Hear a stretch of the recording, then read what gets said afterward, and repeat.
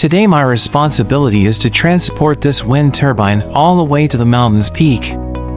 This time, I'm going to demonstrate how a large wind turbine is transported to the mountain summit. The wind turbine we're dealing with today is from Dongfang Electric, a company that manufactures a variety of equipment, including wind, hydroelectric, thermal, nuclear, and solar power, among others. The turbine we're transporting originates from the wind power base in Baotou, Inner Mongolia, and we have a journey of 38 kilometers ahead of us to reach Rehezi, Tibet. At 0 kilometers, I noticed that the 6 blades were already being trimmed in Kalmund before I joined the convoy. Here is my colleague, Han Fei, the mission coordinator, who introduced me to the drivers from Dongfang Electrical Appliances Daejian Logistics. These are the people I would be spending the next 10 days with, as our journey takes us through several unpopulated regions. The vehicle owners carried numerous supplies, and I received my portion of emergency gear, including oxygen bottles, which were crucial for the mission's success. The tube's average elevation is about 4,500 to 5,500 meters above sea level. I can simply switch it on. If you turn it on, you can adjust it up or down, then lower it a bit. Also, to turn it on, don't close all the car windows. Tomorrow is the day to go. Tomorrow marks the departure, and the crews will have to reorganize their formation and arrange the leaves, ensuring they save time when merging onto the national highway tomorrow. The first blade is now in place, followed by the second. The crew is finished and waiting for the scheduled departure time tomorrow. The 10-9 National Road is a vital transportation route leading to Tibet, with a significant proportion of trucks. The driver lends his fleet of same-frequency radios to the law enforcers, enabling them to communicate with each other and start controlling the flow of traffic in time. This time, the driver hails from many regions, and I can't fully understand what he is saying on the radios. Occupying the road was the main challenge of the mission. Entering the mountainous area, the team stops on one side and waits. Ahead lie 2 consecutive curves, and the crew must wait for control of vehicles in the opposite blind spot. The use of the first bend continues to be promoted. The second bend is sharper, and the hill is narrower, so use extreme spacing. We have moved off the pass. The blade measures almost 100 meters in length, featuring a large sweeping radius. Due to the narrow section of the road, multiple surveillance points are necessary. The left side of the belly and the front of the vehicle are positioned at extreme angles, and the sweeping rear end demands close attention.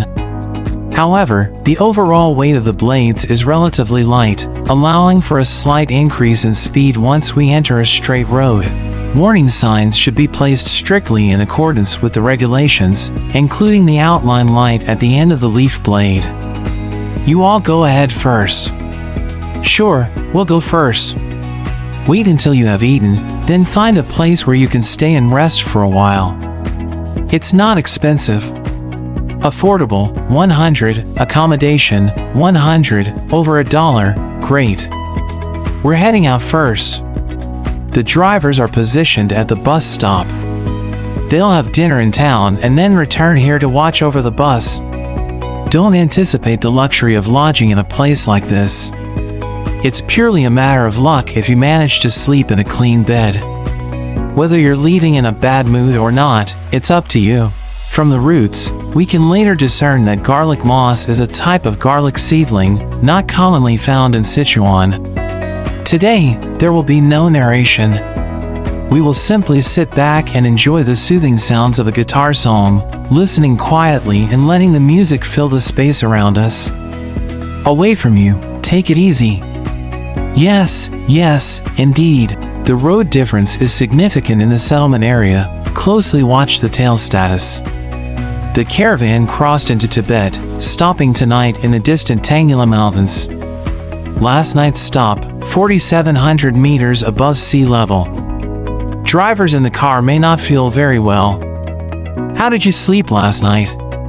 Don't say sleep well. How about sleeping in the car? When is a good time to sleep? Cold? It's slightly cold. I can turn on the oxygen. It's hard to breathe. To be kind, just a little bit, and to avoid sleeping, you understand? What are you doing? This one is somewhat slippery. It rained yesterday, and it needed to be dragged by a forklift. Oh, and this is the front pin. Oh, the front pin shovel was connected to the conveyor with a steel rope after it arrived at the site. I felt that the truck came out without any effort and with a little belt. Today, from the Tangula Ice Station, we had to cross the Tangula Mountain pressure gap at an elevation of about 5,500. The high altitude had an impact on the power of the trucks and was a great test for the crew. The convoy of vehicles heading for the summit of the pressure point had not completed the evacuation, so the driving was very slow. Due to the high altitude, this friend and companion suffered from high-altitude sickness. He asked the supervisors to let them go down the mountain first. In fact, not only they, but also our people had already been diluted with oxygen. The convoy of vehicles was heading for the cloud. The traffic jam at this position was due to the fact that the drivers who had stopped and given way to the opposite direction of the bend in the road mistakenly went into a leafy turning path, and they spent a lot of time to back up and give way. Even though the target had already backed off a lot, the angle of the turn was still not enough. The leaf blade was adjusted several times to stick to the target. The truck passed through the corner and drove to the pressure port through the blockage. After passing through the pressure port, the convoy of trucks was stopped and the traffic was stopped. The lengthy queue of drivers behind the wheel significantly contributed to the situation, and each of the 6 maple leaves realized it was time to begin clearing the way for the traffic to halt and pour down like the opening of a reservoir floodgate. There's no denying the breathtaking beauty of the 10-9 National Highway, yet the hundreds of kilometers of sunken road demand that drivers stay constantly alert. It's this physical exertion that makes it even more rewarding to carry the excitement of the journey into the memories of the prodigal son. From there, the caravan takes the highway and finally escapes the sinking road. The highway in Tibet is toll-free, with no toll booths, and the road crossing is quite spacious. Even the 90-meter leaves glide smoothly through the curves, and the speed is considerably faster compared to the highway, which eases the workload for the guards. After traversing 38.0 kilometers on day 21 of the sealed and unsorted, the peloton reached the rally point safely. Once the blades were positioned, the lift trucks needed to be replaced to access the concrete installations. That's another. The 40 group of wind turbines represents a type of equipment that is specifically designed for transportation in mountainous areas. For this group, a unique mountain access road was constructed. The long-haul truck unloads its blades, which are then taken over by a mountain lift truck.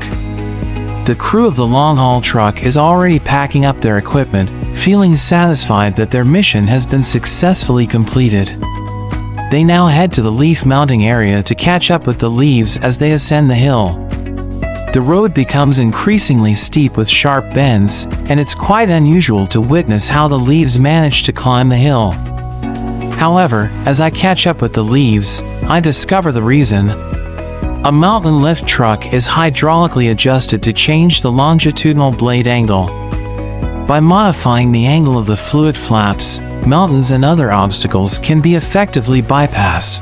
During the rainy season, when the mountains are shrouded in clouds and become muddy, it requires a tandem of vehicles to handle the steep grades, along with the vehicle's capability to transport people. In confronting the mountains, it seems like a certain school of thought is at play. In front of the majestic mountains and flowing rivers, it strikingly resembles some type of learning insect, carrying its wings as it races through the jungle on a brief 10-kilometer path with thousands of horses. After spending half a day driving from the homestay, the fleet of vehicles successfully reached the mountain's peak. In the future, this location will become the site for constructing the 40 group of wind turbines, developed by Dongfang Electric specifically for high-altitude areas. It is also the largest wind power project in Tibet. When I see that the wind farm is just 140 kilometers away from Mount Everest, I can truly say I've been to Everest. As the wandering geese gaze at the sea, the distant home will always linger in my heart.